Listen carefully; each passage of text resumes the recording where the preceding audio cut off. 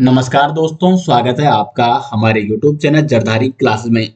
दोस्तों, Uttarakhand SI exam के लिए हमारी ये रीजनिंग की सीरीज चल रही है और आज है रीजनिंग का 11वां लेक्चर, जिसमें हम कवर करेंगे आज बैठक परीक्षण को यानी सीटिंग अरेंजमेंट को। दोस्तों, इस टॉपिक के नोट्स आपको मिल जाएंगे वीडियो के डिस्क्रिप्शन में। एसआई एग्जाम के लिए, स्पेशली एसआई एग्जाम के लिए, उत्तराखंड दरोगा एग्जाम के लिए रीजनिंग की ई बुक बनाई गई है, जिसमें आपके सिलेबस के अकॉर्डिंग प्रत्येक टॉपिक के एमसीक्यू रखे गए हैं। 1000+ क्वेश्चन है दोस्तों रीजनिंग के, तो काफी महत्वपूर्ण क्वेश्चन बैंक है रीजनिंग का। लिंक आपको मिल जाएगा वीडियो के डिस्क्रिप्शन में, या आप गूगल पे सर्च कर सकते हैं jardhari-classes.in। तो शुरू करते हैं दोस्तों आज का लेक्चर। दोस्तों, बैठक परीक्षण यानी सीटिंग अरेंजमेंट संबंधित जो सवाल आते हैं एग्जाम में रीजनिंग के, उनको जानने से पहले मैं आपको पहले ये बता देता हूँ कि यहाँ पे देखो किस प्रकार के प्रश्न आते हैं और आपको कैसे लेना है, लेफ्ट राइट या डायरेक्शन। पहले आपको डायरेक्शन की जानकारी होना अति आवश्यक है। तो क्वेश्चन कैसे बनते हैं, या तो गोले में बैठे होंगे, या वर्ग में बैठे होंगे, या आयत में बैठे होंगे, या आपके इस प्रकार के। ठीक है, तो पहले हम देखें यहाँ पे वृत्त में या गोले में। अगर गोले में बैठ रखे हैं तो अगर उनका मुख क्या है, अंदर की ओर है, वृत्त के अंदर की ओर यानी गोले के अंदर की ओर। ठीक है, तो इसका मतलब क्या है, अब मान जो व्यक्ति यहाँ पे बैठा होगा, इसका लेफ्ट यहाँ रहेगा, राइट यहाँ है। जो यहाँ होगा उसका लेफ्ट इधर है, राइट इधर है। उसी प्रकार जो यहाँ होगा, अंदर की ओर देख रहा है, तो उसका लेफ्ट यहाँ होगा और राइट इधर होगा। अगर कोई व्यक्ति लेफ्ट घूमेगा तो लेफ्ट ऐस जाएगा, लेकिन राइट राइट इधर की ओर। इसको आपको इसका स्क्रीनशॉट लीजिए, क्योंकि बड़ी आसानी से फिर हम सवाल को यहाँ पे क्या करेंगे, सोल्व कर पाएंगे। अब कई बार ऐसे बैठे रहते हैं वर्ग में, और वर्ग में कुछ का मुंह बाहर की ओर है। जैसे इसका मुंह बाहर की ओर है तो इसका लेफ्ट यहाँ है, राइट यहाँ है। इसका बाहर की ओर है तो इसका लेफ्ट यहाँ है और राइट यहाँ है। लेकिन यहाँ पे देखो, ये अंदर देख रहा है तो इसका लेफ्ट यहाँ के लिए होगा और राइट इसका यहाँ के लिए होगा। इसका लेफ्ट यहाँ होगा, राइट यहाँ होगा, लेकिन इसका लेफ्ट यहाँ होगा और राइट यहाँ होगा, क्योंकि ये बाहर की ओर देख रहा है। जैसे ये बाहर की ओर देख रहा है तो इसका लेफ्ट यहाँ होगा और राइट यहाँ होगा। लेकिन अगर कोई व्यक्ति यहाँ पर जैसे ये अंदर की ओर देख रहा है तो इसका लेफ्ट यहाँ है और राइट यहाँ है। तो ये पैटर्न आपको यहाँ पे देखना पड़ेगा, इसको समझना पड़ेगा। और अब हम जितना ज्यादा यहाँ पे क्वेश्चनों को करेंगे उतना ज्यादा आपको यहाँ पे क्या आएगा, समझ में आएगा। तो हम यहाँ पे विशेष ध्यान देंगे क्वेश्चनों पे। बहुत सारे क्वेश्चन मैं आपको यहाँ पे कराने वाला हूँ, जितने भी प्रकार के क्वेश्चन बन सकते हैं सीटिंग अरेंजमेंट में। और जितने ज्यादा आप क्वेश्चन सॉल्व करोगे उतनी आसानी से आप लेफ्ट राइट या उनकी डायरेक्शन, कौन किस दिशा में बैठ रखा है, उसका अनुमान आप उतना सटीक लगा पाओगे। पहला क्वेश्चन देखते हैं दोस्तों। यहाँ पे रमेश मोहन व सोहन के बीच में है, राजू सोहन के बाईं तरफ तथा श्याम मोहन के दाईं तरफ है। यदि सोहन मोहन के बाएं बैठा है और सभी उत्तर की ओर मुंह करके बैठे हैं तो सबसे दाएं और कौन है। तो सबसे पहला यहाँ पे ये लाइन आपको फॉलो करनी है, सब उत्तर की ओर मुंह करके बैठे हैं, यानी उत्तर की ओर। हमें पता है पूरब यहाँ होता है, पश्चिम यहाँ, उत्तर यहाँ और दक्षिण यहाँ। तो ये उत्तर की ओर मुंह करके बैठे, इस प्रकार से ये बैठ रखे हैं। तो यहाँ ये हो जाएगा बायां और यहाँ हो जाएगा दायां। अब देखो, रमेश मोहन और सोहन के बीच में बैठा है। जो रमेश है वो मोहन और सोहन के बीच में बैठा है। लेकिन यहाँ पे ऐसा भी तो सकता है कि जो सोहन है वो उसके यहाँ हो लेफ्ट साइड और मोहन उसके राइट साइड हो। तो इसलिए हम पहले ये वाला लाइन फॉलो नहीं करेंगे, हम उस लाइन को फॉलो करेंगे जो सिंगल है और बिल्कुल कंफर्म बता रही है, राजू सोहन के बाएं ओर है। हमें पता है राजू का है, सोहन के बाएं ओर है। तो हम यहाँ पे लिख देंगे सोहन और हम बीच में गैप भी रखेंगे ताकि हम बीच में किसी को भी ऐड कर सकें। जो राजू है सोहन के बाएं तरफ है, तो यहाँ पे राजू है, तथा श्याम मोहन के दाएं तरफ है। लेकिन हमें पता नहीं है कि मोहन यहाँ पे है कि यहाँ पे है। लेकिन यहाँ पे एक और स्टेप आ गया, सोहन मोहन के बाएं है। तो हमें पता चल चुका है कि जो सोहन है वो मोहन के बाएं है, यानी मोहन इधर होगा। और अब इसको फॉलो कीजिए, रमेश मोहन व सोहन के बीच में है। जो रमेश है मोहन व सोहन के बीच में है, तो रमेश यहाँ पे होगा। और यहाँ पे ये बच चुकी है, श्याम मोहन के दाएं तरफ है। तो मोहन का दाएं इधर है, दाएं इधर है, तो यहाँ पे हो जाएगा श्याम। तो ये श्याम है, ये मोहन है, ये रमेश है, ये सोहन है और ये राजू है। तो सबसे दाएं कौन है, श्याम है। श्याम के दाएं कोई नहीं है, तो इसलिए इसका डी ऑप्शन हो जाएगा। जितने ज्यादा आप क्वेश्चन करोगे उतना आपको यहाँ पे प्रैक्टिस होगी और उतना आप इन क्वेश्चनों को आसानी से कम समय में कर पाओगे। तो इसलिए प्रैक्टिस इज मोस्ट इंपॉर्टेंट। और प्रैक्टिस के लिए दोस्तों आपके लिए इस प्रकार के क्वेश्चन बैठे गए हैं, नीचे लिंक दिया गया है वीडियो के डिस्क्रिप्शन में, वहां पर पीडीएफ आपको दी गई है। इस प्रकार के क्वेश्चन आप वहां पे प्रैक्टिस कर सकते हैं स्वयं। और उस ई बुक में आपको प्रत्येक टॉपिक के एमसीक्यू दिए गए हैं, लगभग 1200 प्लस प्लस उसमें एमसीक्यू है। और उसमें विगत वर्षों में जो प्रश्न भी पूछे गए हैं वो भी उसमें रखे गए हैं रीजनिंग के, और टॉपिक वाइज एमसीक्यू भी है प्रत्येक टॉपिक के आपके सिलेबस के अकॉर्डिंग। तो लिंक दिया गया है वीडियो के डिस्क्रिप्शन में, वहां से आप जरधारी क्लासेस की रीजनिंग की ई बुक डाउनलोड कर सकते हैं। क्वेश्चन नंबर 2 है यहाँ पे, 6 विद्यार्थी ए बी सी डी ई तथा एफ एक पंक्ति में खड़े हैं, यानी ये पंक्ति में खड़े हैं, इस प्रकार ये पंक्ति में खड़े हैं। अब यहाँ पे लिखा गया है बी एफ तथा डी के मध्य में है। देखो यहाँ पे बी है जो वो एफ तथा डी के मध्य में है। अब देखो यहाँ पे एफ यहाँ पे भी हो सकता है, एफ यहाँ पे भी हो सकता है, डी यहाँ पे भी हो सकता है, डी यहाँ पे भी हो सकता है, क्योंकि हमें तो पता है ना कि बी क्या है, एफ तथा डी के मध्य में है। लेकिन हमें ये पता नहीं है कि एफ बायां है या दायां है, या डी बायां है या दायां है। तो इसलिए इस लाइन को पहले छोड़ो, इसको आप इस प्रकार से भी लिख सकते हैं, ठीक है। अब बाद में और जानकारी आपको मिलेंगे, फिर आप उसको उसके अकॉर्डिंग फॉलो कर सकते हैं। तो बी एफ तथा डी के मध्य में है, ई ए तथा सी के मध्य में है। तो यहाँ पे वही हो रहा है, जो ई है वो ए तथा सी के मध्य में है, लेकिन ए लेफ्ट में भी हो सकता है, राइट में भी हो सकता है। तो ए यहाँ पे हो सकता है और सी उसी प्रकार से लेफ्ट में भी हो सकता है, क्योंकि यहाँ पे सिर्फ ये कहा गया है कि ए जो ई है वो ए तथा सी के मध्य में है, लेकिन ए लेफ्ट में है या सी लेफ्ट में है ये नहीं कहा गया है। तो इसलिए हम ऐसा इसको लिखेंगे। अब यहाँ पे देखो ए एफ तथा डी के बगल में नहीं खड़ा, तो जो ए है वो एफ तथा डी के बगल में नहीं खड़ा, यानी इसके आगे या इसके आगे क्या होगा, सी होगा। यहाँ पे ए नहीं हो सकता है। तो हम क्या लिखेंगे, अब हम यहाँ पे ऐसा लिखेंगे, इसको हम यहाँ पे लिख देंगे। अब यहाँ पे कंफर्म हो चुकी है, एक चीज यहाँ पे कंफर्म हो चुकी है। अगर हम इसको ऐसा लिखते हैं, बी यहाँ पे है, अब यहाँ पे डी या एफ है हमें पता नहीं है, यहाँ पे एफ या डी है हमें पता नहीं है कि एफ है कि डी है, लेकिन हमें पता है बी बीच में है इन दोनों के। अब यहाँ पे जो ये कह रहा है कि ए एफ तथा डी के बगल में नहीं है, तो ए यहाँ पे भी नहीं आ सकता और यहाँ पे भी नहीं आ सकती, यानी यहाँ पे क्या आएगा, कंफर्म में सी आएगा। और सी और ए के बीच में ई है, तो यहाँ पे ई होगा और यहाँ पे ए होगा, क्योंकि डी के बगल में ए नहीं आ सकता और यहाँ भी नहीं आ सकता। अगर यहाँ पे डी या एफ होगा तो यहाँ भी नहीं आ सकता ए और यहाँ भी नहीं आ सकता ए, यानी इनके बगल में सी को ही आना है, क्योंकि ये लाइन कह रही है। अब यहाँ पे एक और लाइन है, यहाँ तक हो चुका है, ठीक है, यहाँ तक हमने फॉलो कर लिया। अब यहाँ पे सी डी के बगल में नहीं खड़ा है, तो हमने यहाँ पे सी को देखा और यहाँ पे हमें पता है कि बी किसके बीच में, डी और एफ के बीच में। डी यहाँ पे भी हो सकता है, यहाँ पे भी हो सकता है, लेकिन सी डी के बगल में नहीं है, यानी यहाँ पे डी पॉसिबल ही नहीं है, क्योंकि सी डी के बगल में नहीं है। इसका मतलब यहाँ पे क्या होगा, केवल एफ होगा। और फिर यहाँ पे जब एफ है तो एफ दो जगह नहीं हो सकता, इसलिए यहाँ का मतलब एफ डी किधर है, इधर है। तो ये आ चुका है पूरा, ये डी है, बी एफ सी ई ए, ये इस प्रकार से बैठ रखे हैं, ए ई सी एफ बी डी। अब क्वेश्चन क्या है, एफ किन के मध्य में है, एफ है सी और बी के मध्य, तो सी और बी के मध्य है एफ, यानी इसका सी ऑप्शन हो जाएगा सही आंसर। तो आपको क्रमानुसार उसको क्या करना है, फॉलो करते जाना है। क्वेश्चन नंबर 3 है, 5 मित्र सुरेश, कौशल, मधुर, अमित तथा रमेश। सुरेश कौशल से छोटा है परंतु रमेश से लंबा है। देखो ये क्या कह रहा है, सुरेश है जो कौशल से छोटा है। अब देखो लंबाई वाले अगर सवाल आते हैं, लंबाई में अगर वो क्रम में खड़े हैं तो आपको ऐसा लेना है, यही तो लंबाई होती है। तो सुरेश है जो वो कौशल से छोटा है, तो हमने यहाँ पे लिख दिया सुरेश को।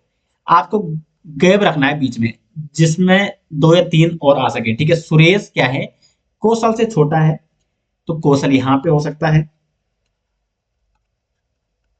क्योंकि सुरेश क्या है, कौशल से छोटा है, परंतु रमेश से लंबा है, यानी सुरेश के नीचे है रमेश।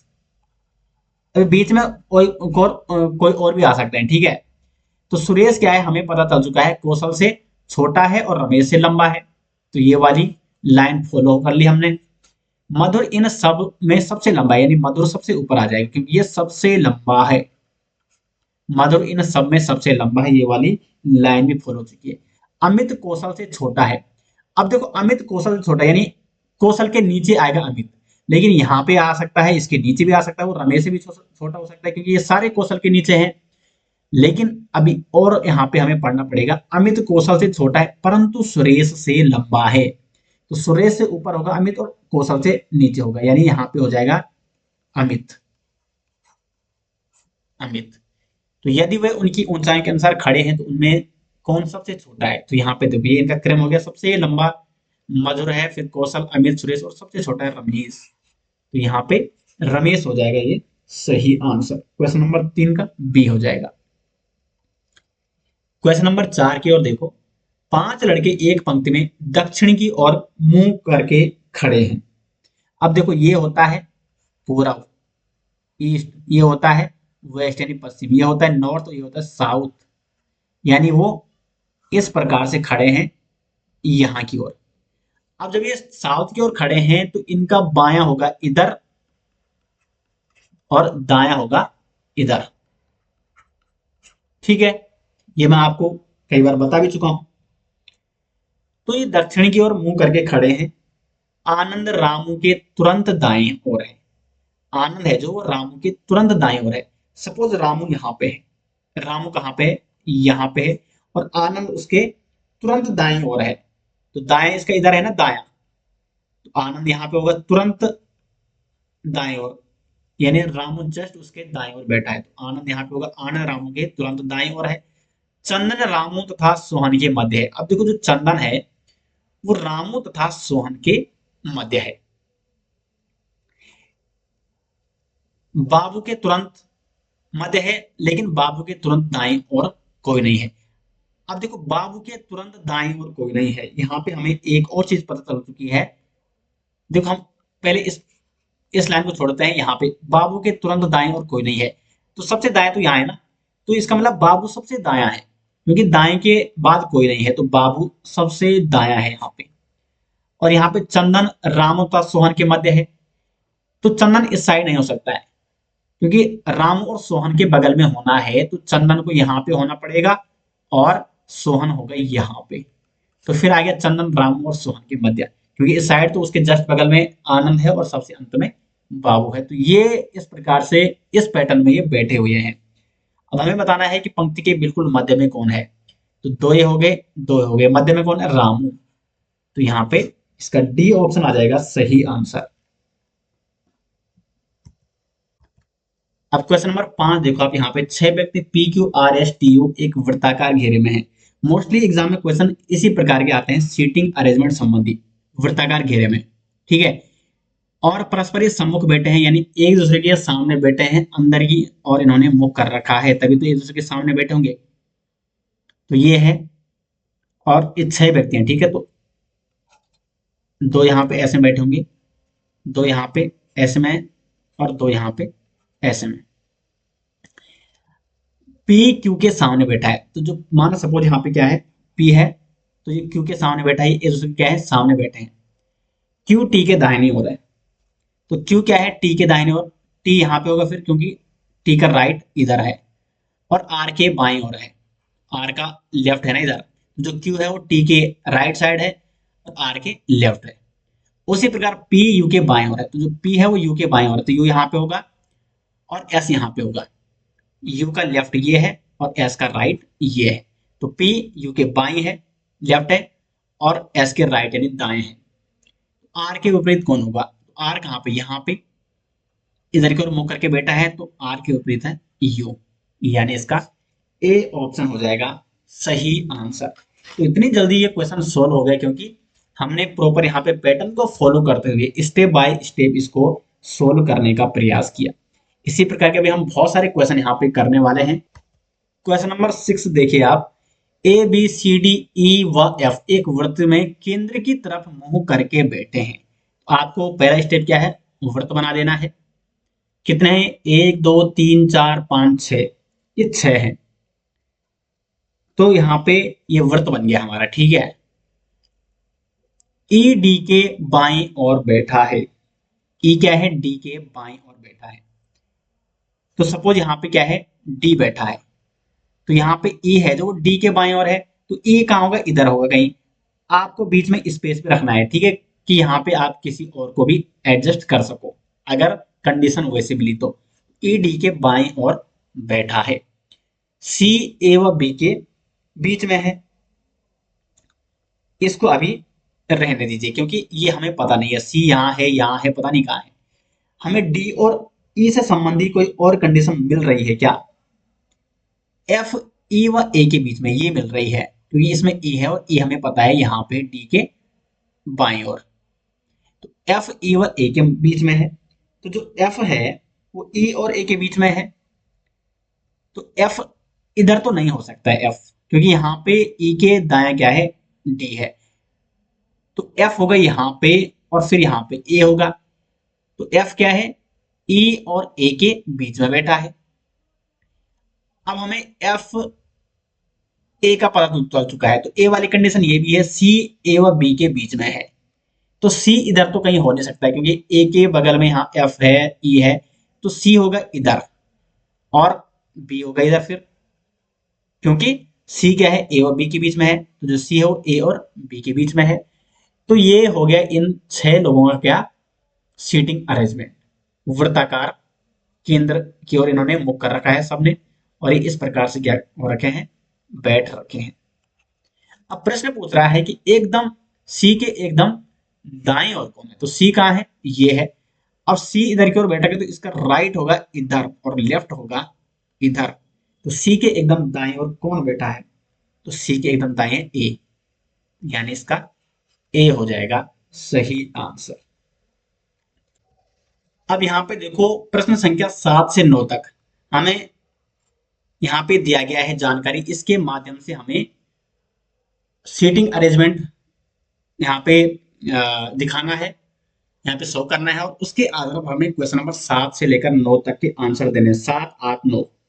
तो पहले क्या है ये जानकारी, 8 मित्र हैं, A B C D E F G H, ये क्या है, 8 मित्र हैं। केंद्र उन्मुख होकर एक गोले के इर्द गिर्द बैठे हैं, केंद्र की ओर बैठे हैं। तो बनाओ पहले गोला, तो ये बन गया हमारा गोला। एक एक कंडीशन हमें पहले यहाँ पे पढ़नी है। देखो ए है जो वो डी के बाएं चौथा है, ए क्या है, डी के बाएं चौथा है, यानी सपोज डी यहाँ पे है, तो ए इसके चौथा हो जाएगा। 1, 2, 3 और 4, ए यहाँ पे होगा, क्योंकि डी का लेफ्ट इधर है और राइट इधर है। तो ए डी के बाएं और चौथा, 1, 2, 3, 4 यहाँ पे हो जाएगा ए। सी ए के बाएं दूसरा है, जो सी है वो ए के बाएं दूसरा है। ए का बाएं इधर हो जाएगा लेफ्ट, अगर ए यहाँ पे तो इसका लेफ्ट इधर है और राइट इधर है।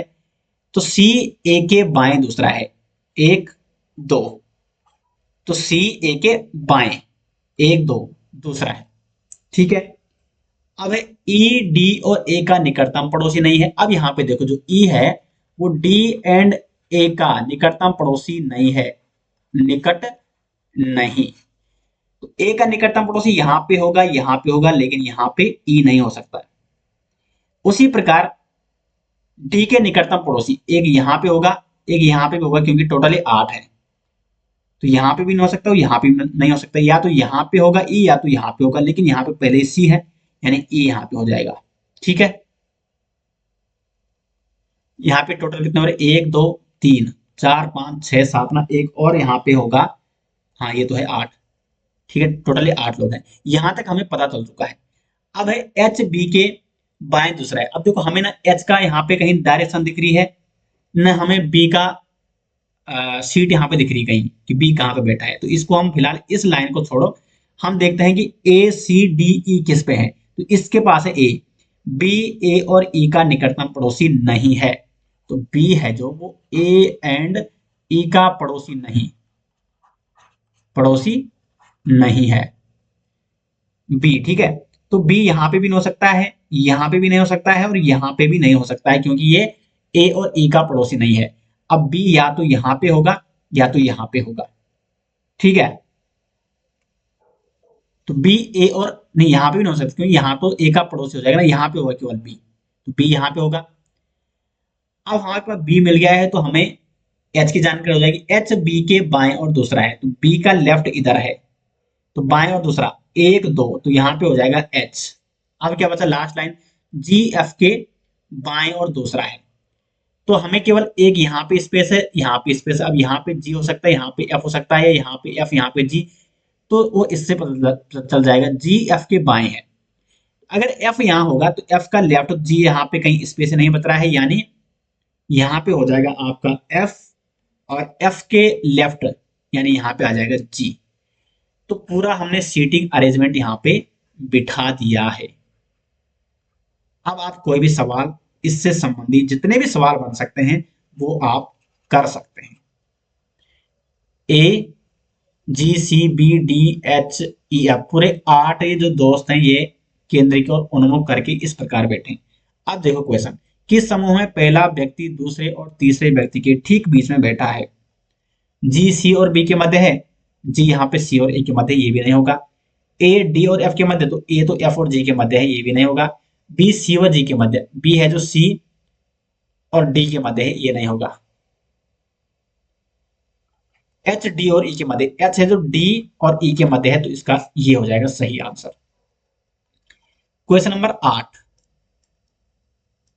निम्नलिखित में से कौन सा जोड़ा बी का निकटतम पड़ोसी दर्शाता है? तो बी का निकटतम पड़ोसी कौन है? सी और डी है। क्वेश्चन नंबर 9, ई के बाएं तीसरा कौन है? ई के बाएं तीसरा, ई का बाएं यहां है ना, इधर की ओर, 1 2 3 जी है, तो यहां पे हो जाएगा जी। तीनों क्वेश्चन हमने यहाँ पे इस आधार पर कर लिए हैं। उम्मीद करते हैं ये आपको समझ में आ गया होगा। अब क्वेश्चन नंबर 10, राधा शीला महिमा तथा सीता किसी वर्गाकार मेज के चारों ओर बैठे हैं। ये बैठे हैं वर्गाकार मेज के चारों ओर। अब देखो किनारों पे नहीं है, क्योंकि अगर किनारों में बैठो तब इन्होंने उसने लिखना था कि किनारे पे बैठे हैं। ये है चारों ओर, एक यहाँ पे होगा, एक यहाँ पे, एक यहाँ पे और एक यहाँ पे, ठीक है। अब यहाँ पे देखो राधा शीला के दाएं ओर है, महिमा सीता के बाएं ओर है। आमने सामने कौन कौन है? तो राधा है, माना सपोज यहाँ पे क्या है, देखो राधा है शीला के दाएं ओर, अगर यहाँ पे क्या है, शीला है, यहाँ पे शीला है, तो इसका दाएं क्या हो जाएगा, इसका राइट हो जाएगा इधर, और इसका लेफ्ट है इधर, क्योंकि ये नीचे की ओर मुंह करके बैठी है। तो यहाँ पे राधा है शीला के दाएं ओर, तो राधा कहाँ होगी, यहाँ होगी। फिर महिमा सीता के बाएं ओर, तो महिमा है जो बाएं ओर है सीता की, तो सीता यहाँ पे होगी, और सीता का लेफ्ट और राइट इधर होगा, तो यहाँ पे हो जाएगी महिमा। तो ये इस प्रकार से बैठे हैं शीला, सीता, महिमा और राधा। आमने सामने कौन कौन है? आमने सामने कौन है? राधा और सीता, राधा और सीता, ये क्या है, आमने सामने, और शीला और महिमा आमने सामने। तो 10 का हो जाएगा बी ऑप्शन। क्वेश्चन नंबर 11 देखो आप, यहाँ पे दो महिलाएं व दो पुरुष ताश खेल रहे हैं और मेज के उत्तर पूर्व दक्षिण और पश्चिम की ओर बैठे हैं, यानी ये बैठे तो ऐसे हैं मेज पे, ताश खेल रहे हैं, तो दक्षिण की ओर भी मुंह है, उत्तर की ओर, पश्चिम और पूर्व की ओर मुंह करके बैठे हैं। अब यहाँ पे तो किसी भी महिला का मुख पूर्व की ओर नहीं है, तो पूर्व का है, यहाँ होता है ना पूर्व, यानी कोई भी महिला यहाँ पे नहीं, यहाँ पे ऑलवेज क्या है, पुरुष है, क्योंकि किसी भी महिला का मुख पूर्व की ओर नहीं है। वे व्यक्ति जो एक दूसरे के सामने बैठे हैं समान लिंग के नहीं है। तो अब ये देखो यहाँ सामने समान लिंग के नहीं, यानी पुरुष के सामने पुरुष नहीं हो सकते, यहाँ पे क्या होगी, महिला होगी।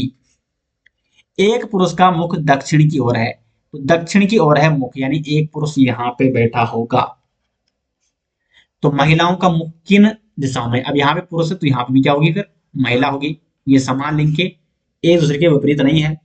तो महिला का मुख देखो उत्तर और पश्चिम की ओर है, उत्तर और पश्चिम, यानी इसका सी ऑप्शन हो जाएगा सही आंसर। क्वेश्चन नंबर 12 देखो, 5 लड़कियां एक बेंच पर फोटोग्राफी के लिए बैठी है। सीमा रानी के बाईं तरफ एवं बिंदु के दाईं तरफ बैठी है। मैरी रानी के बाईं तरफ है, रीता रानी और मैरी के बीच में है, तो रीता की एकदम दाईं ओर कौन बैठा है? अब यहाँ पे ये ऐसी बैठी है फोटो के लिए एक बेंच पर, ये लेफ्ट है, ये राइट है। अब यहाँ पे देखो पहली कंडीशन क्या है, सीमा रानी के बाईं तरफ। तो सीमा है जो वो रानी के बाएं तरफ है, सपोज यहाँ पे रानी है तो सीमा कहाँ हो जाएगी, यहाँ पे। स्पेस आपको खाली रखना है, बीच में जरूरत पड़ सकती है। तो सीमा रानी के बाएं हो रहे एवं बिंदु के दाएं तरफ है। जो सीमा है वो बिंदु के दाएं तरफ है, रानी के तो ये बाएं हो रहे हैं लेकिन बिंदु के दाएं तरफ, तो यानी बिंदु यहाँ पे होगी और बिंदु का राइट इधर है, तो बिंदु के राइट है सीमा, बिंदु के दाएं तरफ है सीमा। मैरी रानी के बाएं तरफ है, तो रानी का बायां इधर है। तो जो मैरी है वो रानी के क्या है, मैरी रानी के बाएं तरफ है, तो रानी के बाएं तरफ यानी मैरी इधर ही होगी कहीं। मैरी, रीता रानी और मैरी के बीच में है, तो रीता है रानी और मैरी के बीच में, तो रीता यहाँ पे होगी, रीता। तो रीता के एकदम दाएं तरफ कौन है, तो रीता के एकदम दाएं कौन है, रीना ही तो है, रानी सॉरी। बी ऑप्शन हो जाएगा 12 का सही आंसर। तो दोस्तों यहाँ पे सीटिंग अरेंजमेंट संबंधी कुछ महत्वपूर्ण क्वेश्चन मैंने आपको यहाँ पे कराए। जितने भी प्रकार के यहाँ पे एग्जाम में क्वेश्चन बनाते हैं उसके दो दो क्वेश्चन लगभग मैंने आपको यहाँ पे कराए, और इसी प्रकार के क्वेश्चन एग्जाम में आपके पूछे जाएंगे और यही पैटर्न आपको फॉलो करना है। उम्मीद करते हैं आपको यहाँ पे समझ में आ गया होगा और अब आप सीटिंग अरेंजमेंट संबंधी सवाल एग्जाम में आसानी से कर पाओ। मिलते हैं दोस्तों नेक्स्ट वीडियो के साथ, इसकी पीडीएफ आपको मिल जाएगी वीडियो के डिस्क्रिप्शन में।